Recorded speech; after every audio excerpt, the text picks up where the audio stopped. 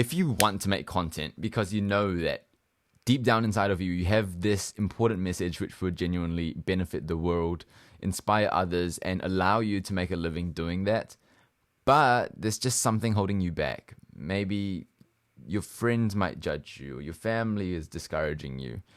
Maybe you don't want to try your very best and be seen as a very public failure. Maybe you don't want to be that guy always seeking attention, right? Trust me, I've been there.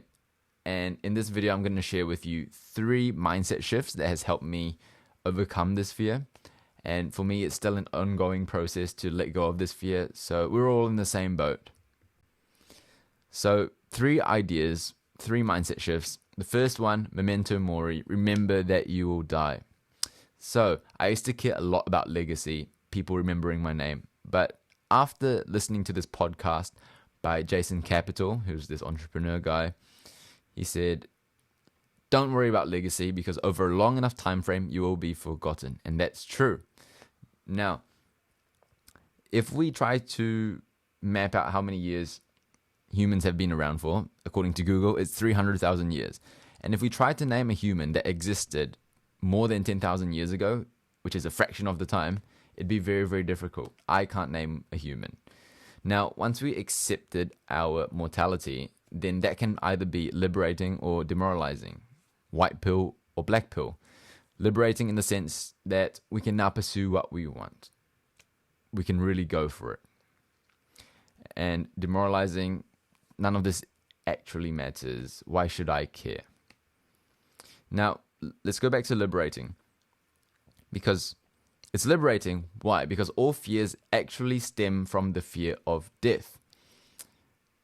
You might think, no, how does me not wanting to post content relate to death? Well, if we map out every fear using if-then statements, usually it leads to the fear of death. For example, I fear posting content. Why? Because then I'd be a public embarrassment and bring shame to the family. So if I'm a public embarrassment and I bring shame to the family, then what?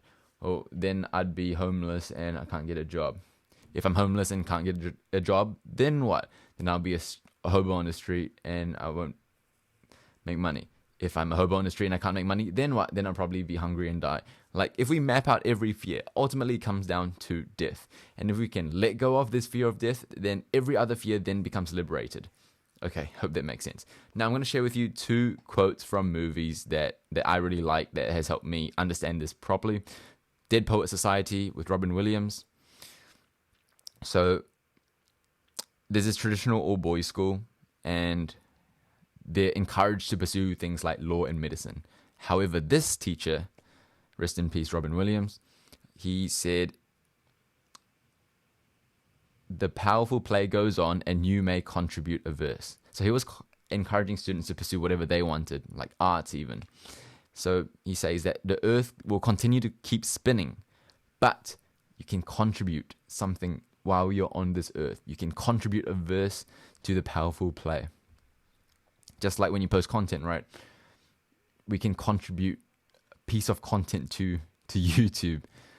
YouTube's going to always have creators, maybe not always, but until YouTube goes bottom up, there will always be creators, and we can contribute a video and people can watch it and learn from it. Also in Fight Club, it's only after we've lost everything that we're free to do anything. Tyler Durden. Great movie.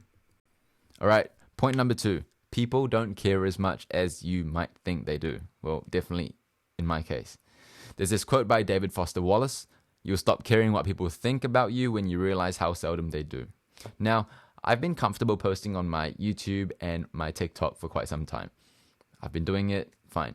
However, posting on my personal Instagram was difficult for me because, I had friends on there, personal friends, maybe people I've been in relationships with, right? Some of them still follow me. I was afraid what people might think.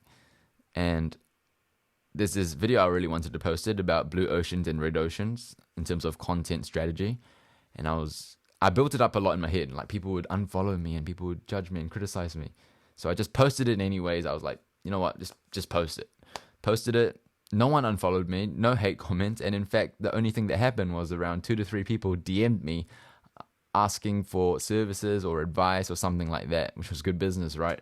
So in the end, I got a positive response, although I made it out to be some big thing in my head. And when you first start out on any social media platform, more often than not, you might think, oh, the whole world's going to see this, they're going to judge me. But then in actuality, you get like 20 views or something like that, if you're lucky. So yeah, a lot of people don't care as much as you might think. And more as I grow older, I find this to be true. And lastly, Alex Hormozi. So he's got 100+ million net worth. He kind of quit his corporate job and built a gym, and then helped other gyms build a gym, and then now he's like this business coach, right? I'm sure you know of him. And he saw someone, I think Kylie Jenner, I can't remember who it was, but he said that he saw someone on some magazine who passed $1 billion in net worth, and he didn't understand why. Why is this person so rich? And he is not as rich. And he said it's because of fame, it's about attention. And he wanted to be, rich but unknown. But then he said, for the impact I want to have, if this is the price I have to pay for this impact, then I'd happily pay it. So it comes from a position of giving and love and abundance, as opposed to fear. So he actively chose to make lots and lots of content, and definitely his content has helped me at least, and millions of others. So I want to be fair and share the other side of the argument as to why you might not want to post content. I just wanted to be fair. If not, it'd be very one-sided. So genuine concerns that you might want to be aware of. Whatever you say online is admissible in a court of law, so just be a bit cautious. Number 2, there's this idea of one-sided rapport. Like, if I'm friends with you and we meet in real life, I share something about myself, you share something about yourself. I share something about myself, and over time the connection deepens. Now, with content, I'm only sharing things about my life. I share personal experiences and knowledge and things like that, and you don't share anything. You just watch, unless you comment. And I don't know anything about you. So when you meet people in person, there's this one-sided rapport thing going on where they feel comfortable around you and you know nothing about them. So I found that a bit unsettling at first, because anyone on the internet can get access to what you say, even your enemies, anyone.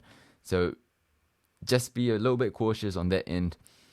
And those are my genuine concerns after posting content for a few years now, around 4 years. Now,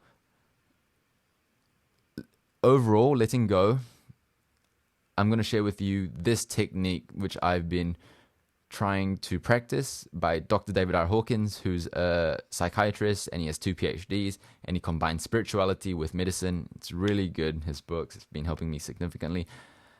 I'll explain his overall model of consciousness, and then I'll go into how you can use this to let go of certain fears, and actually anything this technique is supposed to be used for.